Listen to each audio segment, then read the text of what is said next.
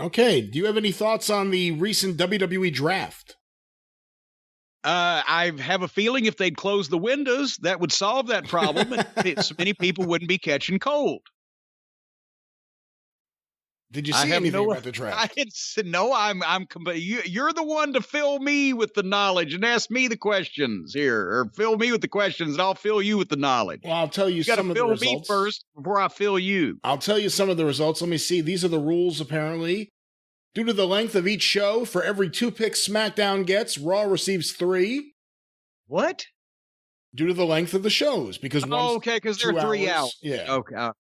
Tag teams and stables will count as 1 pick unless Fox or USA, in conjunction with WWE, wants to specifically pick 1 wrestler from the group. Wait a minute now. Does Fox or USA actually really ever pick any of these wrestlers? I have no idea. And finally, any undrafted wrestlers will immediately be declared free agents and are able to sign with the brand of their choosing. Does that count for AEW, MLW, Ring of Honor? There's a lot of people there who would love to become free agents. Yeah. Here are the results. Well, I'll read you the first few, and then I'll just do the ones that actually switch shows. Okay. The number 1 draft pick for Raw was Drew McIntyre, who now stays on Raw. The number 1 draft pick for SmackDown is Roman Reigns with Paul Heyman, who stays on SmackDown. Okay. The first one that's a move, number 4, SmackDown has picked Seth Rollins, who leaves Monday Night Raw. So he's going to, instead of the Monday Night Messiah, he's going to have to be the Friday Night Fuckwit? I don't know. What, Well, of course, if he goes there, someone has to leave SmackDown. So a couple picks later, Raw has picked AJ Styles, who will now be going to Raw, I guess to get him far away from Paul Heyman, if I had to guess at anything here. Also going to Raw is Naomi. Okay. Going to SmackDown from Raw, Bianca Belair, who we saw on NXT not too long ago. Going to SmackDown from Raw, the tag team of Rey Mysterio and Dominic Mysterio. I hope this doesn't mean they're going to continue the feud with them and Seth Rollins on another show. Well, poor Dominic.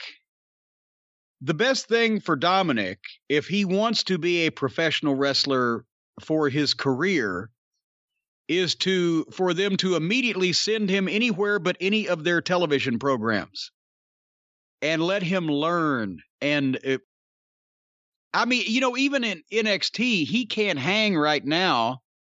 He doesn't look facially old enough, physically built enough. They've presented him as even more of a what's the word I'm searching for? A babe in the woods, naif, teenage, because of the nature of the program, they were trying to abuse this guy's son. Well, the son is bigger than the father, but they've got to present him as a guy that's in over his head.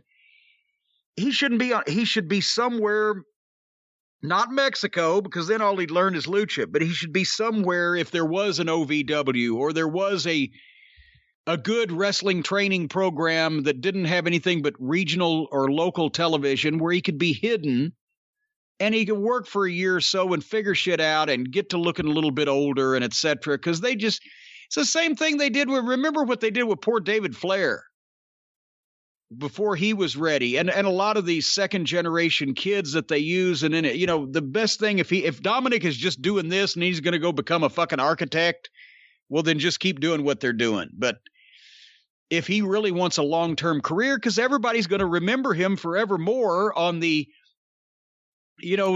biggest wrestling television program in the country as, Mysterio's kid that got fucking beat up and jacked around and whatever the fuck. And he's a teenage kid.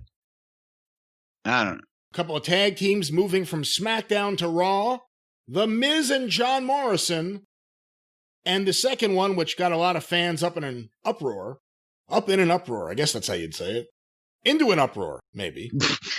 Kofi Kingston and Xavier Woods go to Raw. Big E stays on SmackDown, breaking up the New Day.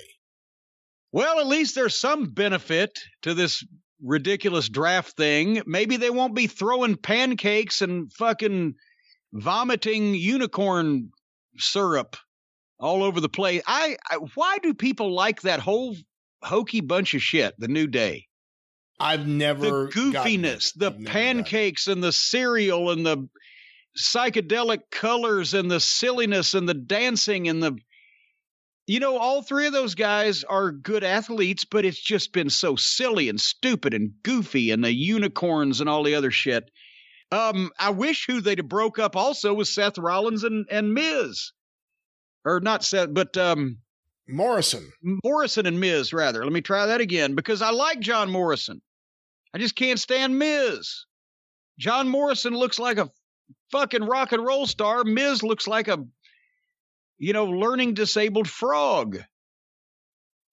So if they were going to break a team up, why didn't they break them up? What? A learning disabled frog? He looks like a frog with a dim-witted expression on his fucking face. John Morrison looks like a goddamn rock star. Well, then there was a supplemental draft or supplemental picks, including Murphy. Where are all the stars? Murphy is going to SmackDown. Wait a minute. Is this the sum total of stars that there are in this entire WWE at this point? Well, no, a lot of people didn't move shows. So I didn't list some of the people that didn't move shows, like the Hurt Business. They stay on Raw. Asuka stays on Raw. I said stars. She's great. You need to cool it with that. Ricochet. Hey, I'll fucking come through this microphone. Ricochet stays on Raw. Angel Garza stays on Raw. And then the supplemental picks. So Murphy go to SmackDown, so he reunites with Seth Rollins. Murphy. And then Drew Gulak. Did you see that on the marquee at Madison Square Garden? Stone Cold Steve Austin versus Murphy. It's so stupid. I mean, this is really one of the... There are so many dumb Vince McMahon things, but the getting rid of first names so that Cesaro is just Cesaro. Rusev, originally he was Alexander Rusev. And then he just became Rusev. And now Buddy Murphy, which was a horrible name to begin with. Buddy Murphy becomes just Murphy. He could have been Buddy. Hey, Buddy. Could have been Bruiser Bedlam's manager. Bruiser, hey, Buddy. Hey, Buddy. How you doing, Buddy? Well, let's go now to night 2 from Raw real quick. I guess this is a big one. Talk about main eventers in WWE, although not a main eventer to us. The Fiend, Bray Wyatt, has gone from SmackDown to Raw. And going from Raw to SmackDown are the Street Profits, Angelo Dawkins and Montez Ford. Well, maybe if they get new gear for their trip, they can give their old shit to Private Party. A couple guys making the move from SmackDown to Raw include Braun Strowman and Matt Riddle, with Kevin Owens going from Raw to SmackDown. Jeff Hardy going from SmackDown to Raw. What the fuck is it? How do they figure this shit out? I don't. Well, they obviously don't do it very well, but... Ending one of the greatest feuds in modern WWE history, Elias will be going to Raw, so I guess there's no Is he still around? I guess. I was assuming, because we don't watch it, he was still feuding with Baron Corbin. The whole time that we watched those programs, did he ever actually wrestle? Have we ever seen him wrestle? I think he was in the Royal Rumble. I mean, a match. Did he wrestle at WrestleMania? Did he wrestle? He must have.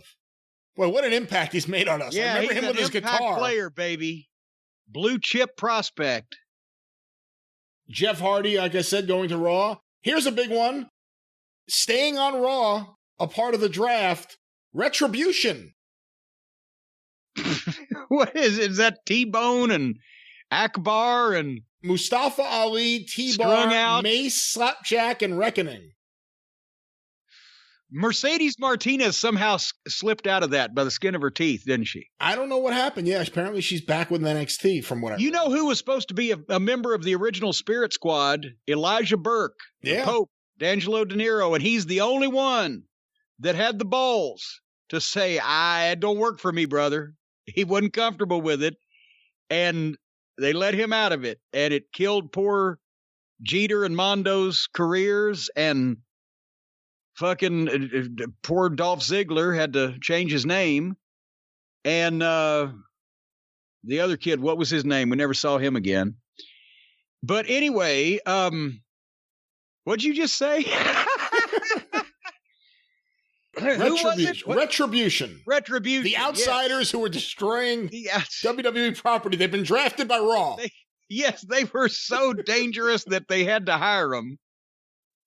Oh, fucking hell. Well, you'll be happy to know the next time you watch Raw, it won't just be Elias and Alexa Bliss. I won't be happy the next time I watch Raw. That is a lie right off the bat. Lacey Evans will now be a part of Raw. Oh, Jesus, she's still around.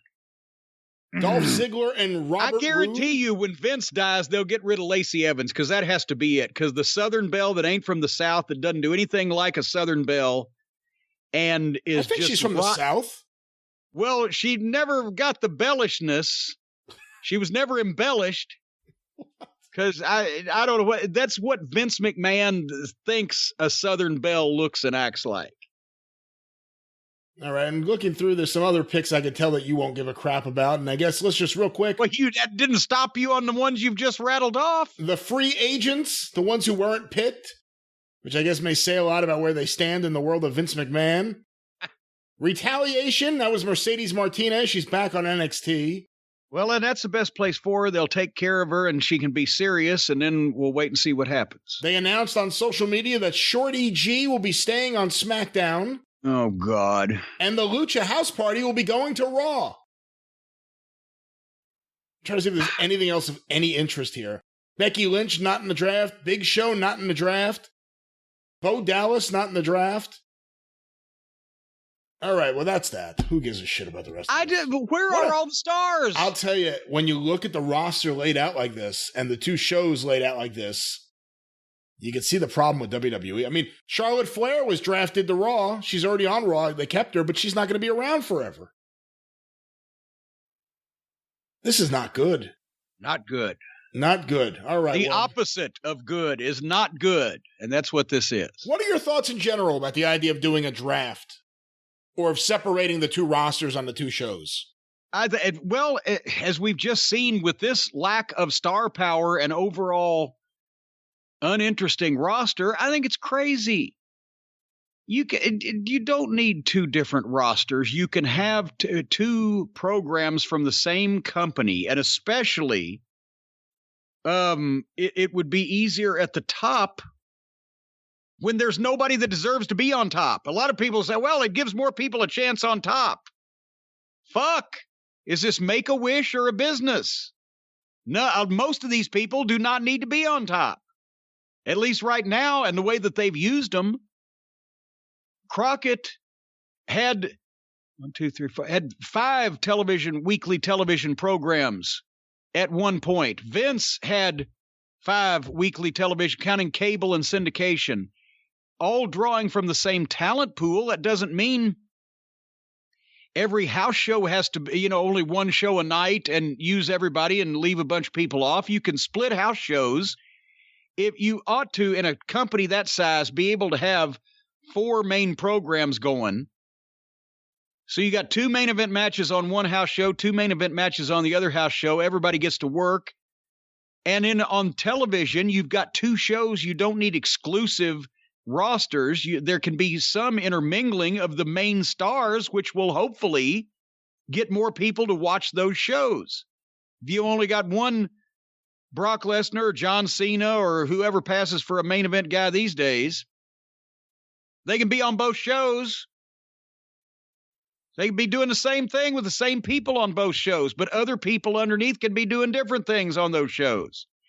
And obviously the draft is just mental masturbation from their overpaid, over fucking numbered staff of writers. Fucking book wrestling, for fuck's sake, with wrestling stars. Vince did his biggest business for 15 years by having a great roster in the WWF and putting them on all his television programs.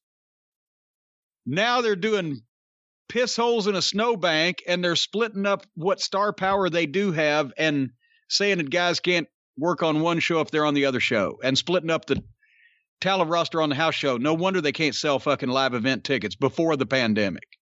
It's just stupid. It's because somebody sold Vince on this as an idea that needs to be this way. And you know what? If USA's mad because some of their guys are on Fox and Fox is mad because some of them guys are on USA, you say, hey, the point is they're bigger fucking stars and our ratings are up because of it, because the ratings might be up, especially if they got anybody over. So would you rather have talent from somebody else's network and bigger ratings, or you want to fucking stink the joint out over here and just keep half of them? I don't fucking know.